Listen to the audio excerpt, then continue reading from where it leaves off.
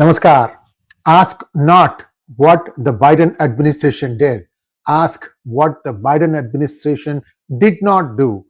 Having used USAID for various purposes, then they turned their attention to other departments, many departments. And as the DOGE starts looking into all these things, these are all actually financial transactions. Panic is setting into the Democratic camp. You can see in this slide deck, we're going to show 3 such instances. This is just the beginning. I think as time goes on, you are going to see more and more egregious conduct of the Biden administration in trying to divert funds from what they were originally intended for. And this has some disastrous consequences, and I'm going to talk to you all about that. So let's take a quick look at this. I have a small slide deck. We'll take a look at that, and before that, please like this video. Here we go.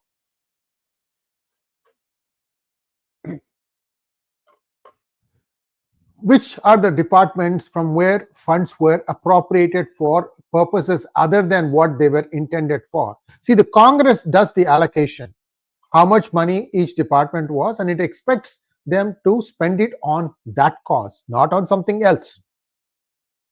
You with me so far, right? Let's take a look at it. First one, FEMA, Federal Emergency Management Agency. You know what happened in one state when hurricane damage struck? FEMA did not have money. FEMA didn't have funds, but they tried to avert it. They tried to obfuscate that. And I'm going to talk about that in just a minute. We're going to go through that in great detail. Also, Social Security Administration.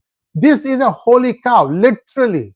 Because what happens in Social Security Administration is that as you work, you start putting 7.15% of your salary up to a certain limit, and the employer, the person to whom you work for, matches that. So about 14% of whatever you earn gets put into this kitty, which you can start withdrawing from the age of 62 or 65, something like that. I mean, there are 2 or 3 entry points for retirees, and based on that, you get a certain amount of money.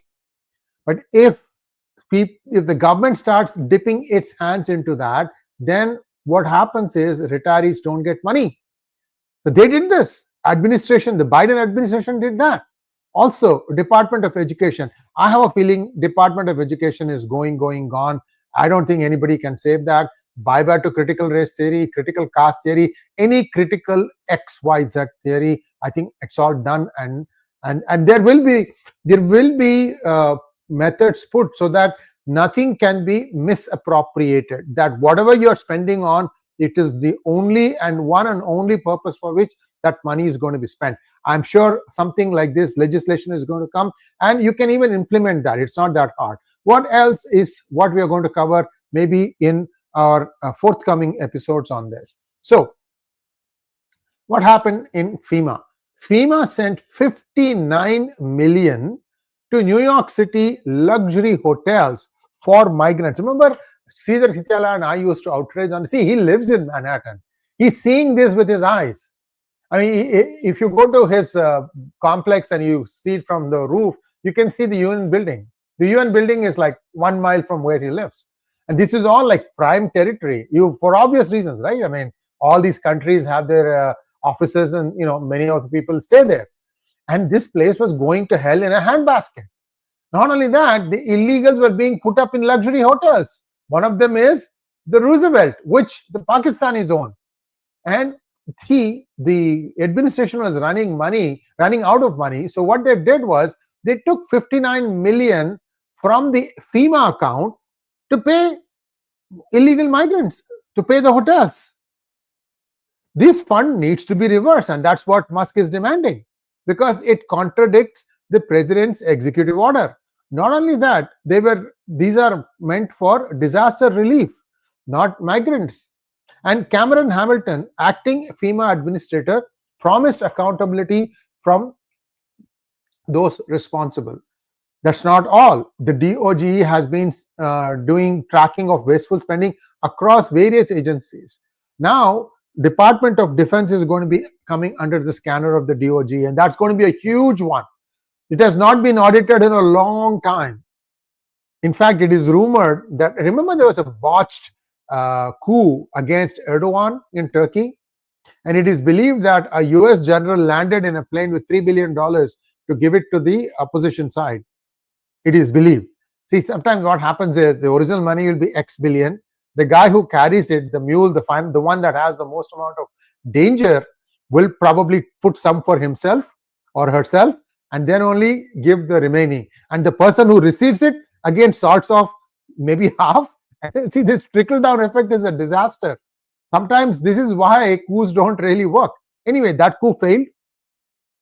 But Erdogan for some time was very unhappy with USA.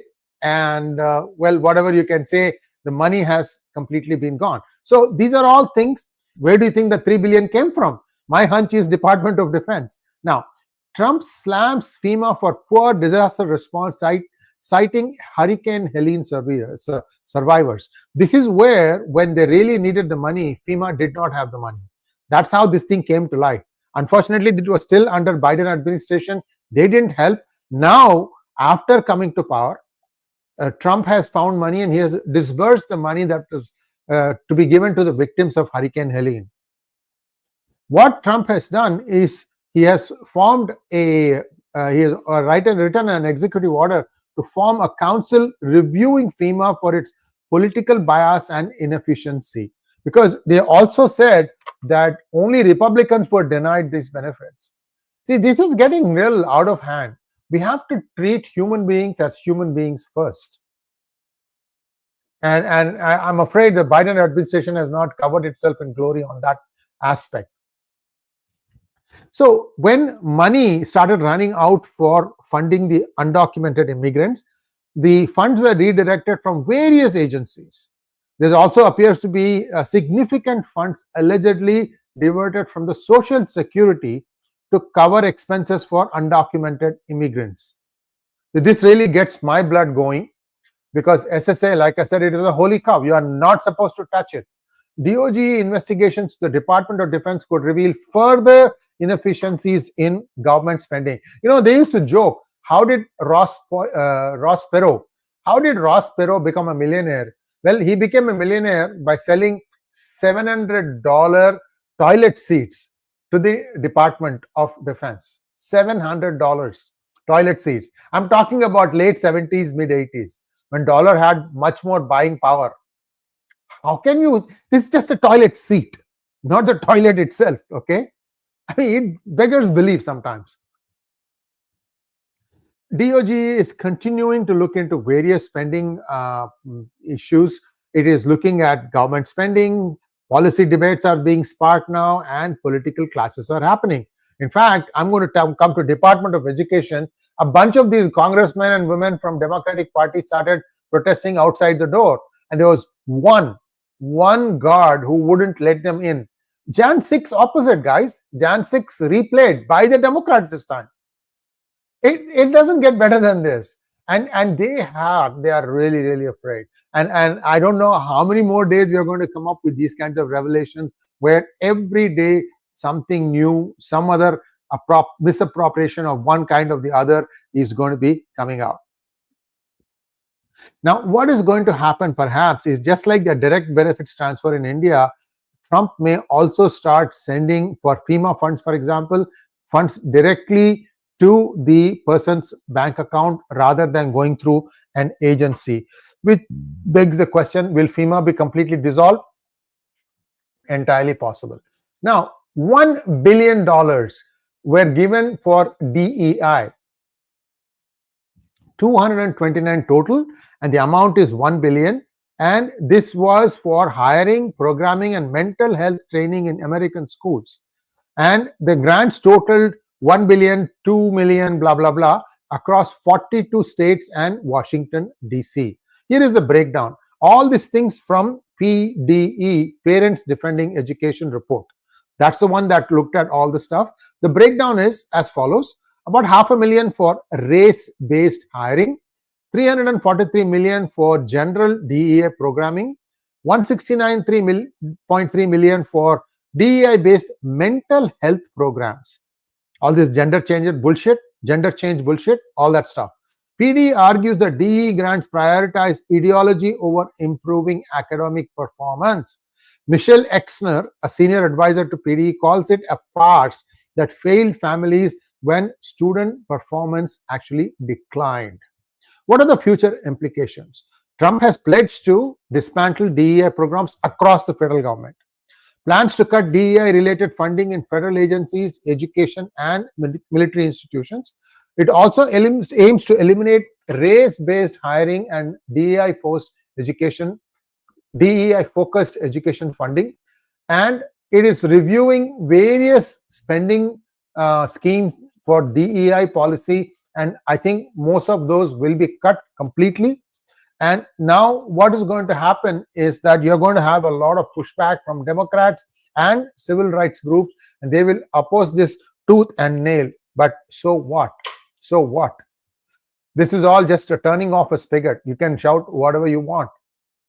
This is they are spread across the country, and there will be some skirmishes here and there. I think this is going to be something that will play itself out in the long run. That's all I have for you. Let me see if you have any questions here.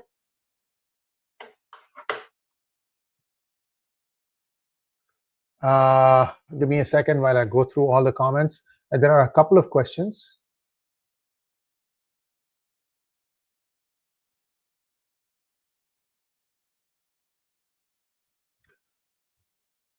While you guys read these comments, let me just go and list out the questions for you.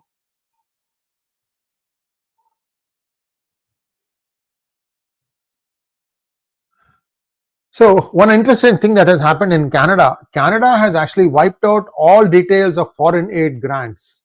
That's another news item that is doing the rounds. Those who are living in Canada, maybe you can comment on what is going on there. What excuse me, what is Mr. Justin Trudeau trying to hide? So churn, and more churn. That's all I can tell you guys. Let's go to questions now. Partha wants to know how many Indian Americans have one foot parked in Bharat as insurance according to you? 25%? But that's a good question. I'm not so sure. 25% seems a little bit on the higher side, maybe 10%, maybe. It depends upon where you are in your cycle in terms of employment. If you're on H1 basis, then some people leave their families here and go for 1 year or so. Some people take their families when they are in their second term of H1, but then after that you have to start hopping jobs, or you have to find another job within the same company. It gets a little messy. That's all I can tell you. So maybe 10% have their foot parked in both places, meaning that they have actually having a house in India also, where they are probably paying rent or something of that nature. This is just a pure guesswork. It could be higher. I don't think it is lower than that. Anand Shivkumar says, can we expect any sort of relief for Indians who are waiting eternally for their green card? Trump talked about giving green card to MS students directly. Anand, this will probably be tied with the kind of deal Modi and Trump reach. Think about it this way. Supposing there is a new kind of visa called worker visa established, where that gives you permit to stay in the country for 3 years, or it could be a project-based thing. And after that, you are available for other things, and if you can get something else, you can continue that. But there is no track to green card. The reason I'm saying that is today the track to green card is going to take you 100 years. So it is just not there. And as far as Trump's promise to give green card to all MS holders, you'll have to wait and see how that plays out. First, this is a more immediate requirement of what Trump and Modi have to agree to, because Trump is planning a lot of big things. For example, reconstructing Gaza, for example, reconstructing Ukraine. Some way or the other, the bill will be footed in large part by the US taxpayer. So therefore, this is all going to require very dedicated, apolitical workforce. And I think that's where India really shines. So let's wait and see how that goes. Next question, again, Anand. Any reason why Trump is doing so many changes so quickly? Is he trying to overwhelm his opponents? Yes, I think that's what it is. You have to try and keep them off the balance so that they don't know which one to attack. And this is one way of going about doing it. Now what's going to happen is, you can see many of these things are being appealed in various courts of law. And if they have their homework done, then the courts will side with them, and then it becomes law. Then the Democrats will go to the next higher court, to the next higher court, and so on, until it goes to a full bench in the Supreme Court of the United States. But think about it. How many of these things do you think the Democrats are going to have the energy to fight? The same thing the Trump administration also, Trump team also did when they were trying to overturn the 2020 result. And that didn't go anywhere. After some time, they just got tired, and lawsuits kept coming. Trump got impeached, 2 times, 3 times?